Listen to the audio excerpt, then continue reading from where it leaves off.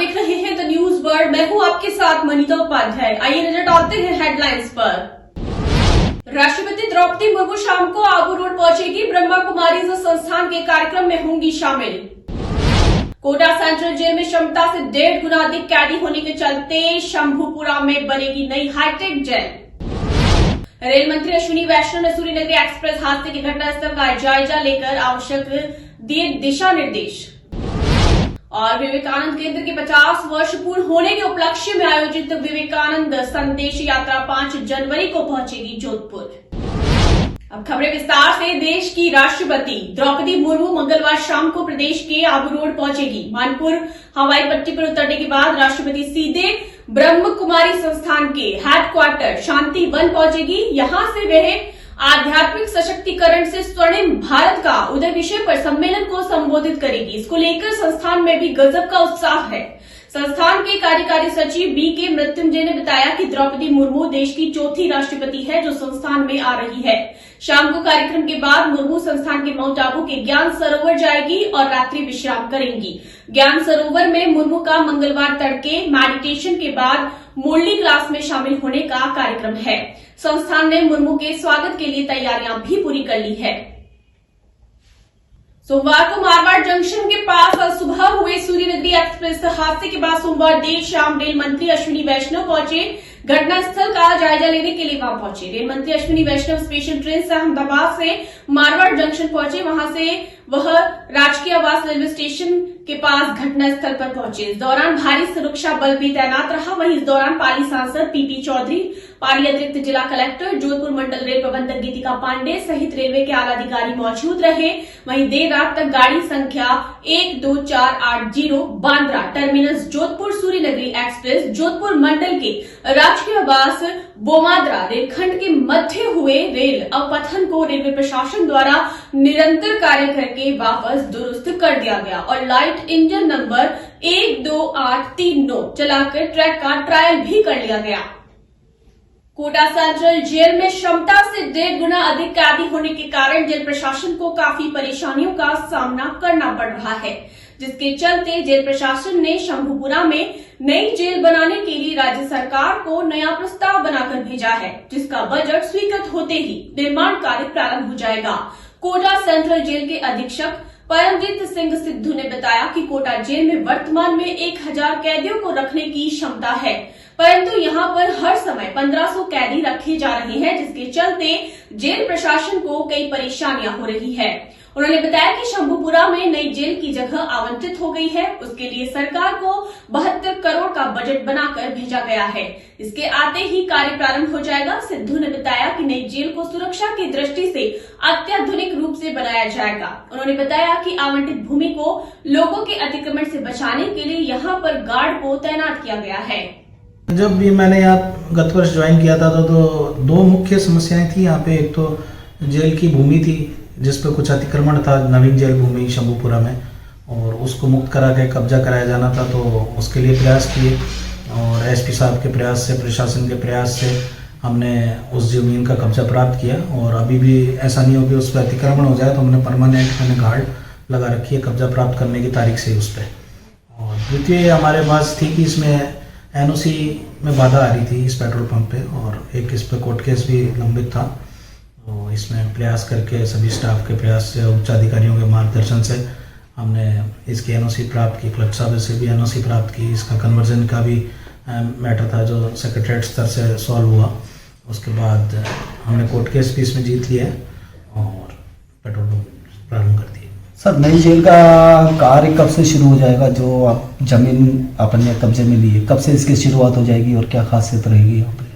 नई जेल नई पैटर्न पे बनेगी और इसके लिए राज्य सरकार को बजट के लिए निवेदन किया गया है विभाग के द्वारा। जैसे ही इसमें बजट स्वीकृति हो जाएगी तो उसका कार्य प्रारंभ हो जाएगा। कितना बजट का ये है? इसका करीब 72 करोड़ रुपए करीब लगभग बजट होगा। क्या माना जाए कब तक इसकी शुरुआत हो सकती है? बजट के ऊपर निर्भर। टोडा भीम उपखंड क्षेत्र के गांव खेड़ी में दबंग उद्योगपतियों द्वारा आबादी के समीप स्टोन क्रेशर मशीन लगाने से आक्रोशित ग्रामीणों ने सोमवार को एसडीएम दुर्गा प्रसाद मीणा को ज्ञापन सौंपकर अवैध क्रशर निर्माण कार्य को रुकवाने की मांग की। गौरतलब है कि ग्रामीणों द्वारा लंबे समय से शासन और प्रशासन से क्रैशर मशीनों को हटवाने की मांग की जा रही है। ग्रामीणों का आरोप है कि पूंजीवादी उद्योगपतियों के आगे प्रशासन कुछ भी नहीं कर पा रहा है। ग्राम पंचायत सरपंच लखन लाल मीणा ने ओपी खेड़ी ने बताया कि बीते वर्ष ग्रामीणों ने प्रशासन की मदद से एक अवैध क्रैशर मशीन को हटवाया था, लेकिन इस वर्ष वापस दूसरे सार्वजनिक स्थान पर अवैध रूप से क्रैशर मशीन का निर्माण कार्य आरंभ करवा दिया है। उत्तर पश्चिम रेलवे जोधपुर मंडल के नव पदस्थापित वरिष्ठ मंडल कार्मिक अधिकारी रमेश शर्मा ने कहा कि रेलवे श्रमिक संगठन व रेल प्रशासन के बीच आपसी सामंजस्य तथा समन्वय होने से औद्योगिक संबंध अच्छे बने रहते हैं। जोधपुर रेल मंडल में एक अच्छा उदाहरण देखने को मिलता है और यहाँ यूनियन एवं रेल प्रशासन के बीच बेहतरीन संबंध है। रमेश शर्मा ने जोधपुर मंडल में वरिष्ठ मंडल कार्मिक अधिकारी के रूप में कार्यभार ग्रहण करने के बाद उत्तर पश्चिम रेलवे मजदूर संघ द्वारा उनके स्वागत के लिए आयोजित कार्यक्रम में यह विचार व्यक्त किए।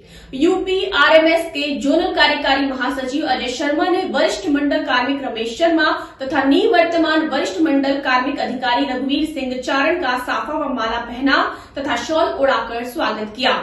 सभा का संचालन यूपी आरएमएस के पूर्व मंडल सचिव भरत जोशी ने किया। इस अवसर पर श्रमिक संबंधों पर भी चर्चा की गई। इस दौरान मंडल के पदाधिकारी गौरव गोदारा, राजेश शर्मा, अनिल व्यास, धर्मेंद्र शर्मा आदि जन मौजूद रहे। बुलेटिन में यहाँ वक्त हो चला एक छोटे से ब्रेक का। ब्रेक के बाद हम जल्द लौटेंगे। आप लगातार बने रहिए द न्यूज वर्ल्ड के साथ। ईश्वर की भक्ति, प्रभु की आराधना, अब होगी दिन की शुरुआत सरिता जोशी और अजय पुरोहित के साथ। देखिए भक्ति प्रवाह हर रोज सुबह 6 बजे। हजारों में सिर्फ उन्हीं की बात होगी जब सितारों से मुलाकात होगी। खुलेंगी कुछ बातें और कुछ राज जब गुफ्तगू आपके साथ होगी। मैं शिवानी लेकर आ रही हूँ बर्थडे स्पेशल, जिसमें मैं आपको बताऊंगी आपके ही पसंदीदा कलाकारों के बारे में।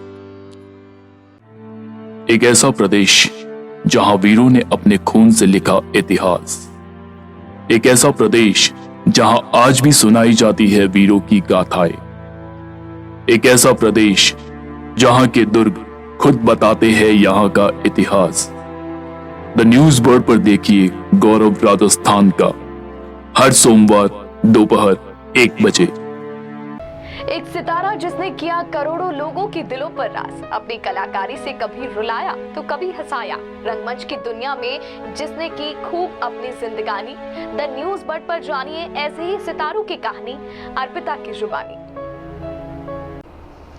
हेल्थ से जुड़े हर विषय पर होगी सीधी बात। देखिए टॉक फॉर हेल्थ, जहां होंगे मेडिकल एक्सपर्ट्स, डॉक्टर्स और स्पेशलिस्ट जो आपको देंगे सही राय और सही सलाह। टॉक फॉर हेल्थ हर गुरुवार दोपहर 1 बजे। जनता से जुड़ी हर खबर,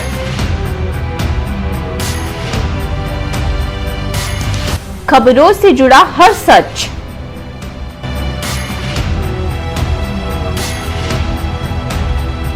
हर मुद्दे पर होगी हमारी नजर।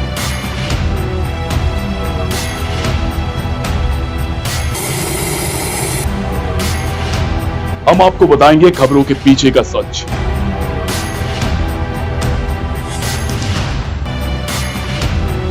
हम आपको सुनाएंगे भीड़ में दब रही आवाज, जनता के घरों से सरकारी गलियारों तक। द न्यूज वर्ल्ड, आपके बीच, आपकी आवाज।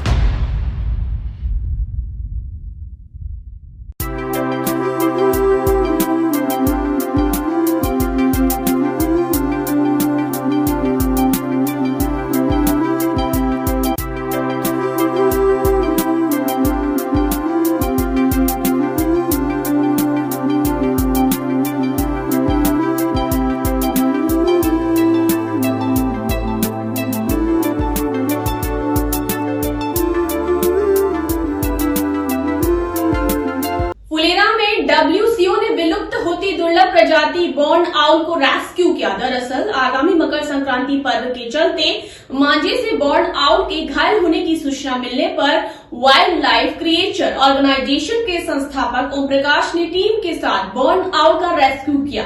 बर्न आउल के बाएं पंख की मुख्य हड्डी टूट गई थी और बाएं पैर में भी चोट लगी थी, जिससे उसका पंख पूर्ण रूप से सक्रिय नहीं था। पशु चिकित्सक राज सिंह शेखावत ने उसका प्राथमिक उपचार किया। उसके बाद उसे पीपली का बास स्थित नर्सरी में वन अधिकारी को सुपुर्द कर दिया गया।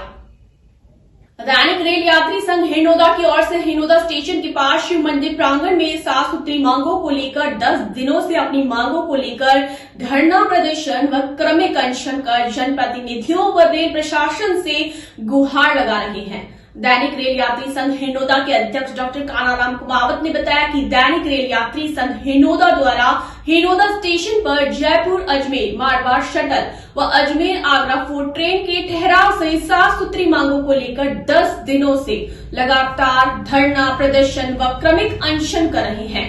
आम जनता में विधायक व सांसद के प्रति खासा आक्रोश है। मंगलवार को हिंडोदा स्टेशन पर फुलेरा विधायक निर्मल कुमावत व सांसद राज्यवर्धन सिंह राठौड़ के खिलाफ जमकर नारेबाजी करते हुए उनका पुतला फूंका गया। इस मौके पर सैकड़ों दैनिक रेल यात्री मौजूद रहे। आज धरना प्रदर्शन और कर्मिक अनशन का दैनिक रेल यात्रियों की ओर से लगातार 10 दिन से कड़कड़ाती सर्दी में गुहार की जा रही है, लेकिन ना तो हमारे क्षेत्र के सांसद और ना विधायक कोई ध्यान नहीं दे रहे हैं। मैं माननीय प्रधानमंत्री जी से, अगर वो हमारी इन दैनिक रेल यात्रियों की पीड़ा को समझ रहे हैं तो मैं उनको प्रार्थना करना चाहता हूं कि हमारे क्षेत्र के सांसद और विधायक दोनों जो है जनता पर बोझ बने हुए हैं, इसलिए इनका टिकट काट करके इनको घर भेज दिया जाए। और रेल प्रशासन को भी कहना चाहता हूं कि हमारी मांगों को शीघ्र मान ले, अन्यथा परिणाम बहुत गंभीर होंगे। और मैं आज जो है दैनिक रेल यात्रियों की ओर से सब आज इनकी विदाई कर रहे हैं हम यहाँ पर, और इनको सद्बुद्धि यज्ञ भी किया था लेकिन इनको सद्बुद्धि नहीं आई। आज दैनिक रेल यात्री संघ हिंडोदा तमाम दैनिक रेल यात्री जो है आज इनको यहाँ से हम विदाई दे रहे हैं और इनका पुतला कर्मिक रूप से जो है दहन कर रहे हैं। फुलेरा पुलिस थाने पर सोमवार को सीएजी सदस्य ग्राम रक्षक सुरक्षा सखी की बैठक अतिरिक्त पुलिस अधीक्षक दिनेश शर्मा दूदू व उप पुलिस अधीक्षक लक्ष्मी सुथार सांभर लेक के मुख्य आतिथ्य में थाना प्रभारी हनुमान सहाय की अध्यक्षता में आयोजित हुई। बैठक में फुलेरा में काफी समय से खराब पड़े सीसीटीवी कैमरे लगवाने को लेकर चर्चा की गई। साथ ही सर्दी के मौसम में बढ़ रही चोरियों को लेकर भी विस्तार से चर्चा की गई। इस अवसर पर दूदू अतिरिक्त पुलिस अधीक्षक दिनेश शर्मा ने कहा कि आम जन की आवाज पुलिस तक पहुंचाने में सीएजी सदस्यों की महत्वपूर्ण भूमिका होती है। सीएजी सदस्यों द्वारा आसपास घटित होने वाली गतिविधियों की जानकारी पुलिस तक समय पर पहुंचाकर अप्रिय घटनाओं पर काफी हद तक अंकुश लगाया जा सकता है। इस दौरान उप पुलिस अधीक्षक लक्ष्मी सुथार ने कहा कि सर्दी का मौसम चल रहा है, इसमें चोरियां भी बढ़ रही है।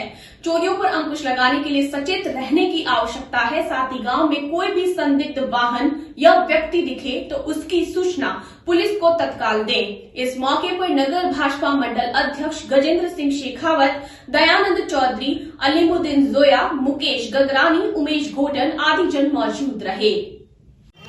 मैम नमस्कार। नमस्कार। सबसे पहले तो चैनल के द्वारा आपको नववर्ष की हार्दिक बधाई, शुभकामनाएं। आपको भी बहुत और आज नववर्ष पे पहली सीएलजी बैठक आयोजित की गई है, उसके बारे में कुछ जानकारी दें। आज थाना क्षेत्र अपने फुलेरा में सभी क्षेत्रवासियों की सीएलजी मीटिंग भी ली गई। सभी को नववर्ष की हार्दिक शुभकामनाएं दी गई। थाना परिसर में अपने शिवालय है, वहाँ पे पोष बड़ों का प्रोग्राम रखा गया, जिसमें सभी क्षेत्रवासियों को पोष बड़ों का प्रसादी का वितरण भी किया गया। सभी क्षेत्रवासियों से सहयोग की कामना की गई कि सभी लोग परस्पर पुलिस के साथ एक टीम के रूप में काम करें और क्षेत्र में किसी भी प्रकार की संदिग्ध गतिविधियों के बारे में सजग रहे और किसी भी सूचना पे पुलिस को तुरंत इन्फॉर्म करे ताकि पुलिस उसमें एक्शन ले सके। और निरंतर पुलिस के साथ संपर्क बनाए रखने की भी हिदायत दी गई ताकि हम इस क्षेत्र में सुख शांति कायम कर सकें, किसी भी तरह की संदिग्ध गतिविधियों पर तुरंत एक्शन ले सकें ताकि हम पीएचक्यू के जो भी हमारे मानदंड है उसके हम फुलफिल कर सकें, उसको कंटिन्यू कर सकें। आजादी के अमृत महोत्सव और विवेकानंद केंद्र के 50 वर्ष पूर्ण होने के उपलक्ष्य में राजस्थान प्रांत द्वारा 19 नवंबर से अलवर के खेतड़ी से विवेकानंद संदेश यात्रा प्रारंभ की गई थी, जिसका समापन 7 जनवरी को जोधपुर के doctor SN medical college auditorium में समारोह के साथ किया जाएगा। विवेकानंद केंद्र जोधपुर नगर प्रमुख डॉक्टर अमित व्यास ने जोधपुर के गीता भवन में आयोजित प्रेस वार्ता में बताया कि स्वामी विवेकानंद के संदेश को जन जन तक पहुंचाने के उद्देश्य से यह यात्रा 39 दिनों तक प्रदेश के 32 जिलों से गुजर चुकी है। वहीं अब यह यात्रा 33वें जिले जोधपुर में 5 जनवरी को प्रवेश करेगी। उन्होंने बताया कि 5 जनवरी को घंटाघर से गीता भवन तक विशाल शोभा यात्रा निकाली जाएगी। 6 जनवरी को शहर के विभिन्न स्कूल और कॉलेजों में कार्यक्रम आयोजित किए जाएंगे और 7 जनवरी को डॉक्टर एसएन मेडिकल कॉलेज में समापन समारोह आयोजित किया जाएगा। कार्यक्रम के दौरान मुख्य अतिथि के रूप में केंद्रीय जल शक्ति मंत्री गजेंद्र सिंह शेखावत शिरकत करेंगे। वहीं विवेकानंद केंद्र की राष्ट्रीय उपाध्यक्षा पद्मश्री निवेदिता भिड़े भी मौजूद रहेंगी। डॉक्टर अमित व्यास ने बताया कि विवेकानंद केंद्र के अलावा रामकृष्ण सेवा आश्रम, रॉबिन हुड आर्मी, एनसीसी जैसे संगठनों का भी सहयोग रहा। हाँ सर, बताइए। आज़ादी के अमृत महोत्सव और विवेकानंद केंद्र के 50 वर्ष पूर्ण होने के उपलक्ष्य में 19 नवंबर से खेतड़ी से विवेकानंद संदेश यात्रा का शुभारंभ हुआ है। 39 दिन की यात्रा 32 जिलों में पूरी करते हुए यह यात्रा 33वें जिले अर्थात जोधपुर में 5 तारीख को प्रवेश करेगी। भारत विकास परिषद के सहयोग से होने वाली इस यात्रा में 3 दिन के बहुत बड़े बड़े कार्यक्रम होने वाले हैं, जिसमें 5 तारीख की शाम को विशाल शोभा यात्रा जो कि घंटाघर से लेकर गीता भवन तक रहेगी। 6 तारीख को विभिन्न विद्यालयों और कॉलेजों में कार्यक्रम रहेंगे और इस संपूर्ण यात्रा का जो समापन समारोह है वह मेडिकल कॉलेज ऑडिटोरियम में शाम को 5 बजे होगा। 7 तारीख को होने वाले इस कार्यक्रम में केंद्र की राष्ट्रीय उपाध्यक्षा माननीय पद्मश्री निवेदिता भिड़े उपस्थित रहेंगी और साथ ही साथ मुख्य अतिथि के नाते गजेंद्र सिंह जी शेखावत रहेंगे। और यह यात्रा इस उद्देश्य से हो रही है कि जिससे स्वामी जी के विचार जन जन तक पहुंच सके। भारत विकास परिषद के अलावा इस यात्रा में Ramakrishna Sevashram, Robin Hood army और एनसीसी जैसे संगठन सहयोग प्रदान कर रहे हैं। आपका नाम और परिचय? डॉक्टर अमित व्यास, जोधपुर नगर प्रमुख विवेकानंद केंद्र। प्रांतीय अध्यक्ष भारत विकास परिषद और सह संयोजक विवेकानंद संदेश यात्रा। हमारे लिए ये सौभाग्य का विषय है कि स्वामी विवेकानंद जी के संदेश को लेकर पूरे राजस्थान में संदेश यात्रा विवेकानंद केंद्र द्वारा निकाली गई और यह भी सौभाग्य का विषय है कि विवेकानंद केंद्र ने भारत विकास परिषद से इस यात्रा में सहयोग मांगा और भारत विकास परिषद चूँकि स्वामी विवेकानंद के संदेशों से और उनके विचारों से प्रेरित है, इसलिए उन्होंने सहर्ष इस प्रस्ताव को स्वीकार करते हुए पूरे राजस्थान में विवेकानंद केंद्र के साथ मिलकर हम इस यात्रा को आयोजित कर रहे हैं। और यह भी सौभाग्य जोधपुर के लिए सौभाग्य का विषय है कि इसका त्रिदिवसीय समापन समारोह जोधपुर में आयोजित होने जा रहा है और मुझे विश्वास है कि जोधपुर के सभी गणमान्य नागरिक और भारत की भावी पीढ़ी के रूप में यहाँ के कॉलेज और स्कूलों के विद्यार्थी स्वामी जी के संदेश से, उनके विचारों से प्रेरित होकर भारत को पुनः विकसित और विश्व गुरु बनाने के लिए जो विचार स्वामी जी ने व्यक्त किए थे उन पर आचरण करते हुए भारत को पुनः श्रेष्ठ राष्ट्र बनाने में सहयोगी साबित होगी ये यात्रा। प्रदेश के कोटा में तेज सर्दी के साथ घने कोहरे का भी असर देखा जा रहा है। कोहरे के चलते वाहन चालकों को हेडलाइट जलाकर सफर करना पड़ रहा है। कोटा में न्यूनतम तापमान 5 डिग्री सेल्सियस गिरकर 7.3 डिग्री सेल्सियस रहा, जबकि हवा की रफ्तार भी 2 किलोमीटर प्रति घंटे की रही। यहाँ शहर सहित ग्रामीण क्षेत्र का इलाका पूरी तरह कोहरे की चपेट में है। हालांकि दिन में धूप खिली रहती है, लेकिन दिन भर लोग गर्म कपड़ों में नजर आ रहे हैं। शाम ढलने के साथ ही सर्दी का असर फिर से बढ़ जाता है। अंत में हेडलाइंस एक बार फिर से। राष्ट्रपति द्रौपदी मुर्मू शाम को आबू रोड पहुंचेगी। ब्रह्मा कुमारीज संस्थान के कार्यक्रम में होंगी शामिल। कोटा सेंट्रल जेल में क्षमता से 1.5 गुना अधिक कैदी होने के चलते शंभुपुरा में बनेगी नई हाईटेक जेल। रेल मंत्री अश्विनी वैष्णव ने सूर्य नगरी एक्सप्रेस हादसे की घटनास्थल का जायजा लेकर आवश्यक दिए दिशा निर्देश। और विवेकानंद केंद्र के 50 वर्ष पूर्ण होने के उपलक्ष्य में आयोजित विवेकानंद संदेश यात्रा 5 जनवरी को पहुंचेगी जोधपुर। बुलेटिन में फिलहाल इतना ही। अब लगातार बने रहिए द न्यूज वर्ल्ड के साथ। तब तक के लिए हमें दीजिए इजाजत। नमस्कार।